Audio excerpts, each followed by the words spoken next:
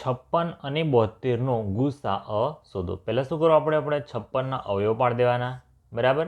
એકમમાં બેકી સંખ્યા છે, 6 કેવી છે? બેકી સંખ્યા છે. 2 વડે ભાગવાના 56ને, બરાબર, 2 વડે.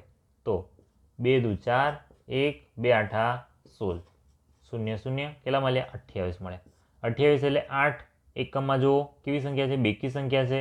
તો 28 ભાગ્યા કેટલા કરવાના? 2. 2 એકા 2, 0 8, 2 ચોક 8, બરાબર. કેટલા મળ્યા આપણને? 14 મળ્યા. ચલો, એકમમાં બેકી સંખ્યા છે, ફરી 2 વડે ભાગ ચાલશે. તો 14 ભાગ્યા 2, 2 સાતા 14, 0 0 કેટલા મળ્યા? 7. ચલો, 7 કેવી છે? અવિભાજ્ય સંખ્યા છે. 7ને કેટલા વડે ભગાય? 7 વડે જ ભગાય. 7 એકા 7, બરાબર. 7ને 7 વડે ભાગે તો 7 એકા 7, 0, બરાબર. તો છેલ્લે આપણે 1 આવી જવો જોઈએ અહીંયા. ચલો, એવી જ રીતે 72 માટે 72માં એકમમાં શું છે? 2 છે એટલે 2 વડે ભાગ ચાલશે. 2 તરી 6, 1 વધ્યો, 2 છંગ 12, 0 0 કેટલા મળ્યા? 36 મળ્યા.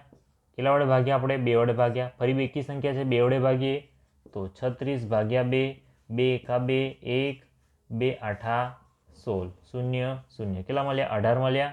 18 મૂકી દો. ફરી શું છે? 18 કેવી છે? બેકી સંખ્યા છે. 18ને કેટલા વડે ભાગીએ? 2 વડે ભાગીએ તો 2 નવા 18, 0 0 કેટલા મળી ગયા? 9 મળ્યા. ચલો, 9 એકી સંખ્યા છે. એકી સંખ્યા હોય તો કેટલા વડે ભાગવાના? 3 વડે ભાગવાના. ચલો, 9ને 3 વડે ભાગીએ તો કેટલા થાય? 3 તરી 9, 0 કેટલા મળ્યા? 3 મળ્યા. 3ને કેટલા વડે ભાગવા પડે? તો 3ને 3 વડે ભગાય. 3 એકા 3, 0, બરાબર. છેલ્લે આપણે શું આવી જોઈએ? અહીંયા નીચે 1 આવવો જોઈએ. તો આપણી ગણતરીમાં કોઈ ભૂલ પડી નથી એમ કહેવાય, બરાબર. હવે 56ની અવયવ લખી દેવાના. 56 બરાબર 2 ગુણ્યા 2 ગુણ્યા 2 ગુણ્યા 7 અને 72ના કેટલા મળશે? 72 બરાબર 2 ગુણ્યા 2 ગુણ્યા 2 ગુણ્યા 3 ગુણ્યા 3, બરાબર. તો 56 અને 72માં સામાન્ય અવયવ કયો આવે છે? સામાન્ય અવયવ એટલે કે સામાન્ય એટલે કેવો? સરખો અવયવ, બરાબર. કેવો? બંનેમાં સરખો અવયવ કયો આવે છે? તો અહીંયા 2 છે, અહીંયા 2 છે, અહીંયા 2 છે, અહીંયા 2 છે, અહીંયા 2 છે, અહીંયા 2 છે. અવયવ, ઓકે. કેટલા છે? 7 છે? નથી, અહીંયા 7 નથી. અહીંયા 3 છે પણ ઉપર નથી. તો કેટલા આવે છે? 2 ગુણ્યા 2 ગુણ્યા 2 ગુણ્યા 2, 2 ગુણ્યા 2 ગુણ્યા 2 એટલે 2 દુ 4 દુ 8. તો 56 અને 72માં સામાન્ય અવયવ શું આવે છે? 2 ગુણ્યા 2 ગુણ્યા 2 બરાબર કેટલા આવે છે? 2 દુ 4 દુ 8.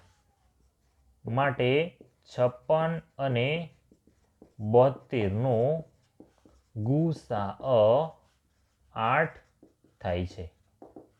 કેટલો થાય? 8.